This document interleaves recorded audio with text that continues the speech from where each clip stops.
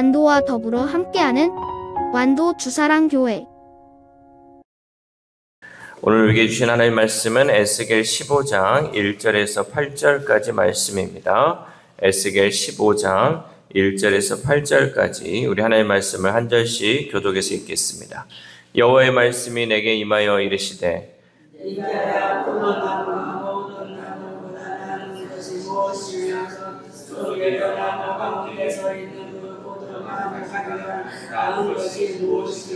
그 나무를 가지고 무엇을 제조할 수 있겠느냐? 그것으로 무슨 그릇을 걸 못을 만들 수 있겠느냐?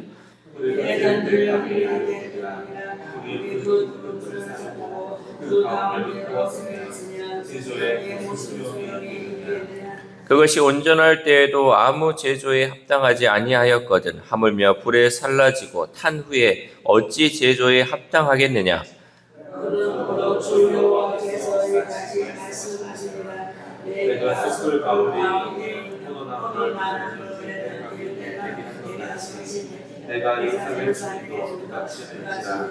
내가 그들을 대적한즉 그들이 그 불에서 나와도 불이 그들을 사르리니 내가 그들을 대적할 때 내가 여호와인 줄 너희가 알리라.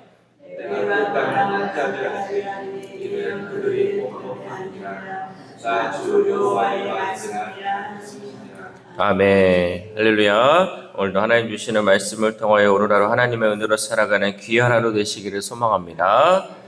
아무리 좋은 자동차라 해도 고장나서 움직이지 못하면 덩치 큰 고철일 뿐입니다. 그러니까 겉은 보기에 화려하지만 그 역할을 감당하지 못하면 이 좋은 자동차라 할지라도 고철이 될 수밖에 없다는 거죠. 그런데 오늘 본문의 이 포도나무도 마찬가지입니다. 열매를 맺지 못하면 포도나무는 가구를 만들기에도 부족하고 그저 땔감으로 쓰이는 나무가 되어버리죠.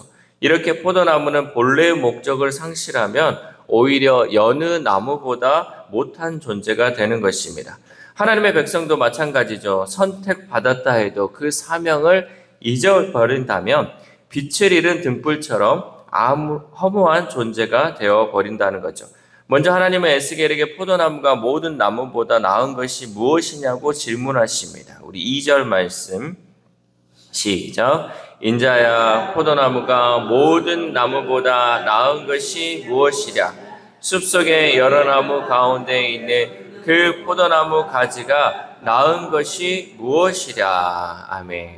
포도나무는 다른 나무에 비해 쓸모가 다양하지 않습니다. 넝쿨 식물인 이 포도나무는 뒤틀리고 굽어 있어 나무를 베어 집을 짓거나 가구를 만드는 일에 사용할 수 없을 뿐 아니라 심지어 작은 못조차 만들 수 없는 나무가 바로 포도나무다라는 거죠. 이렇게 포도나무는 열매를 맺지 못하면 불쏘시개 외에는 아무 쓸모가 없습니다. 우리 4절 말씀 시작. 불에 던질 땔감이 될 뿐이라. 불이 그 두 끝을 사르고 그 가운데도 태웠으면 제조에 무슨 소용이 있겠느냐. 아멘. 성경에서 포도나무는 종종 이스라엘을 상징합니다.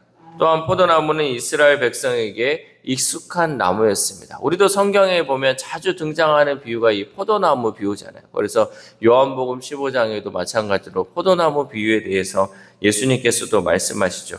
따라서 포도나무의 특성을 너무나 잘 알고 있는 이 이스라엘 백성에게 하나님께서는 비유적 표현으로 그들의 입은 다물게 하시고 귀를 열게 하시려는 의도를 가지고 포도나무 이야기를 전하신 것입니다.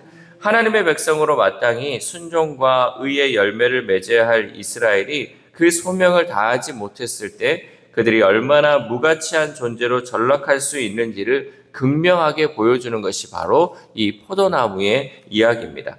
오늘날 우리는 어떻습니까? 우리는 우리의 쓸모는 하나님을 영화롭게 하는 데 있습니다. 여러분, 우리가 어디에 쓸모가 있겠습니까? 어디에 간들 우리가 어떠한 일을 감당할 수 있겠습니까? 우리가 하나님께 인정받을 수 있는 것은 하나님을 영화롭게 할 때, 하나님의 영광을 위해 우리가 일할 때 우리의 쓸모가 있는 것입니다. 하나님은 우리가 선한 일을 위해 아낌없이 사용되어 선한 열매를 맺으며 그리스도를 닮아갈 때 영광을 받으시는 줄 믿습니다. 우리가 하나님의 은혜로 구원받았음에도 불구하고 세상의 방식대로 살아가며 하나님께 쓰임받기를 거절하고 하나님 나라의 선한 열매를 맺지 못하고 있다면 우리 또한 이 무익한 포도나무와 다르지 않음을 깨달아야 할 줄 믿습니다. 그러니까 이스라엘 백성들만 그들에게만 해당되는 이야기가 아니라 결국은 오늘 살아가는 우리에게도 똑같은 이야기로 적용되고 있다라는 거죠. 우리가 하나님께 은혜를 받았고 하나님께 쓰임받아야 하는 사람들이 그 역할을 감당하지 못하고 선한 열매를 맺어가지 못하면 우리도 이스라엘 백성들과 별반 다를 것이 없다라는 거죠. 이어서 하나님은 그 비유의 의미를 명확히 밝히시죠. 우리 6절 말씀 시작. 그러므로 주 여호와께서 이같이 말씀하셨느니라. 내가 숲풀 가운데 있는 포도나무를 불에 던질 땔감이 되게 한 것 같이 내가 예루살렘 주민도 그같이 할지라. 아멘. 하나님께서는 이렇게 열매 맺지 못하는 포도나무가 불에 던져 소멸되듯이 죄악으로 가득 찬 예루살렘 주민들도 심판하실 것이다 라고 말씀하셨습니다.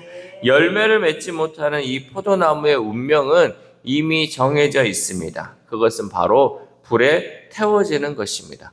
열매를 맺지 못한 이스라엘 백성도 하나님의 심판을 피할 수 없었습니다.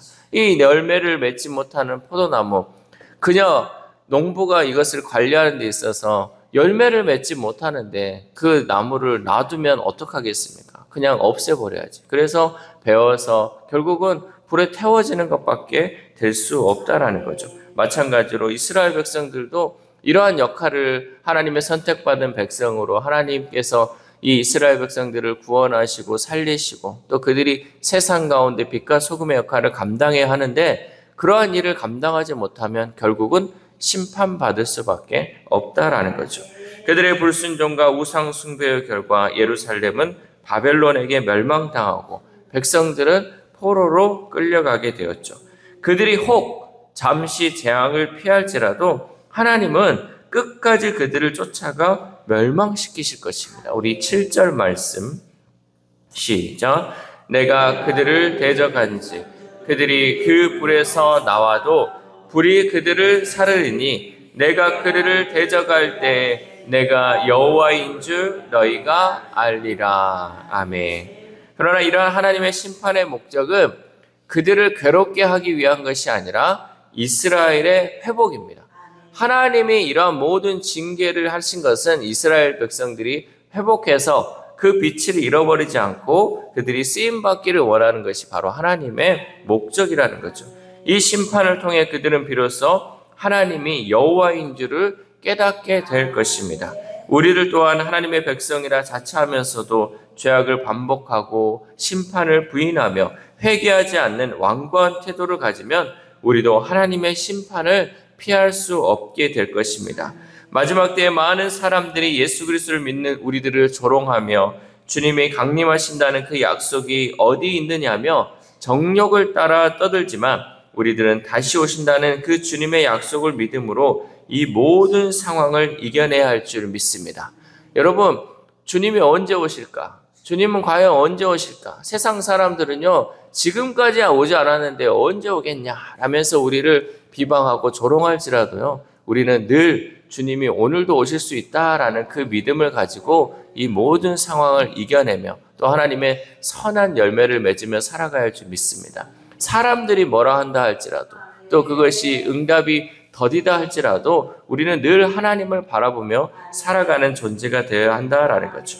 마지막으로 하나님은 예루살렘 주민이 범법했기에 그 땅을 황폐하겠다고 말씀하시죠. 우리 8절 말씀 시작.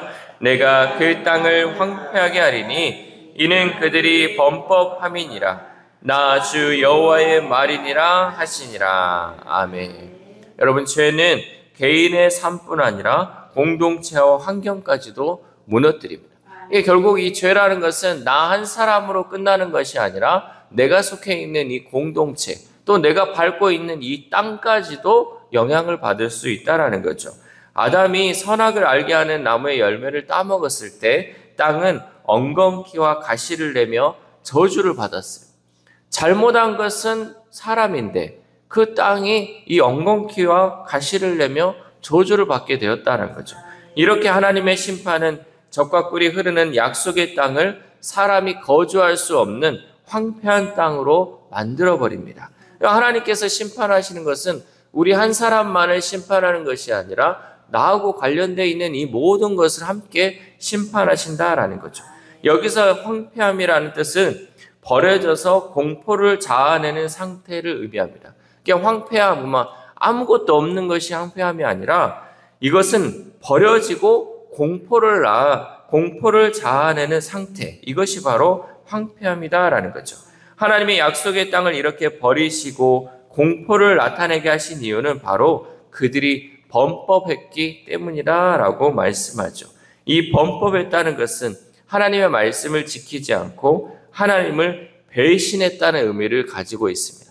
그러니까 우리가 하나님의 말씀을 지키지 않고 하나님의 말씀을 어겼다라는 것은 결국 뭐냐? 하나님을 배신한다는 거죠. 하나님은 우리를 배신하지 않고 끝까지 약속을 지키시며 이루시는 하나님인데 우리는 하나님 말씀을 지키지 않고 하나님을 배신하고 있다라는 거죠. 우리는 어떻습니까? 하나님 약속을 잘 지키고 있습니까? 아니면 지키지 않고 있습니까? 우리가 하나님 말씀을 지키지 않으면 그것은 하나님을 향한 배신이고 그에 따른 결과로 우리가 사는 이 땅을 하나님께서 버리시고 공포스럽게 만드신다는 사실을 우리는 잊지 말았으면 좋겠습니다. 그러므로 우리는 이스라엘의 이 잘못된 모습을 통해서 하나님의 말씀을 지키기에 힘써야 할 줄 믿습니다. 하나님을 배신하지 않기를 소망합니다. 하나님은 우리를 배신하지 않는데 우리가 하나님을 배신하는 것은 배우 망득한 행동입니다. 그러므로 날마다 우리의 삶 가운데 하나님의 그 신실하신 약속, 또 하나님이 우리를 통하여서 이루시는 모든 것들에 우리는 감사하며 어떤 것이든 하나님의 말씀을 지키기에 힘써야 할 줄 믿습니다. 아니 내가 하나님 말씀 그저 하나 안 지킨 건데 이것이 하나님을 향한 배신이라고? 그렇다는 거죠. 우리가 하나님 말씀을 지키지 않는 것, 하나님의 은혜를 저버리는 것, 이 모든 것이 우리가 하나님을 배신하는 것임을 우리는 잊지 말아야 할 줄 믿습니다. 사랑하는 우리 사랑교회 성도 여러분, 우리는 하나님과의 깊은 관계 속에서 믿음과 사랑, 순종의 아름다운 열매를 맺어야 합니다. 늘 우리는 하나님과 깊은 관계를 맺어야 한다는 거죠. 특별히 우리가 새벽마다 이렇게 기도하면서 하나님 말씀 듣는 것은요, 여러분, 하나님과의 관계예요. 사람에게 보이기 위한 것이 아니에요. 내 욕심을 위한 기도도 아니고요. 우리가 하나님 앞에 엎드리는 것은 하나님과의 깊은 관계다라는 거죠. 그러므로 어떠한 상황이 온다 할지라도 여러분 비바람이 불고 또 우리가 가지 못하는 그 상황이 온다 할지라도 하나님과의 그 관계를 여러분들 잃어버리지 않기를 소망합니다. 때로 죄악에 빠져 하나님의 징계 가운데 우리가 있다 할지라도 다시 하나님의 뜻을 깨닫고 회개하며 정결함을 회복해야 할 줄 믿습니다. 또한 하나님께서는 우리를 택하신 이유는 우리가 삶의 열매를 통해 하나님의 뜻을 드러내기 위함입니다. 하나님의 백성이라는 이 정체성의 열매가 없다면 우리는 포도나무처럼 버려질 수밖에 없다라는 사실이죠. 하나님의 백성이라는 가치는 이름이 아니라 삶에서 드러나는 줄 믿습니다. 우리가 그냥 단순히 입술로만 나는 하나님의 백성입니다. 나는 하나님의 선택받은 하나님의 은혜로 사는 백성입니다. 여러분 입술로만 고백하는 것이 아니라 삶에서 그 모든 것을 드러내야 한다라는 거죠. 그러므로 날마다 하나님 안에서 우리에게 주어진 사명을 은혜로 잘 감당할 수 있기를 소망합니다. 이 새벽 우리가 함께 기도할 때 하나님, 우리가 포도나무처럼 열매 없는 삶을 살 때가 너무나도 많이 있었음을 고백합니다. 그런데 하나님께서는 우리를 버리지 않으시고 열매 맺기를 기다리고 계시는 것을 깨달았사오니 이제부터라도 우리의 삶을 통해 하나님을 드러내는 열매를 맺어갈 수 있도록 도와달라고 기도합시다. 또한 오늘 하루를 살아감에 있어서 우리를 배신하지 않으시고 신실하게 약속을 지켜가시는 하나님을 닮아 우리 또한 하나님의 말씀에 순종함으로 삶에서 귀한 열매를 맺어가는 저와 여러분 되시기를 주님의 이름으로 소망합니다. 기도하겠습니다. 하나님 감사합니다. 오늘 이 시간도 하나님 말씀을 듣기 위하여 우리를 불러주시고 깨워주신 그 은혜에 감사를 드립니다.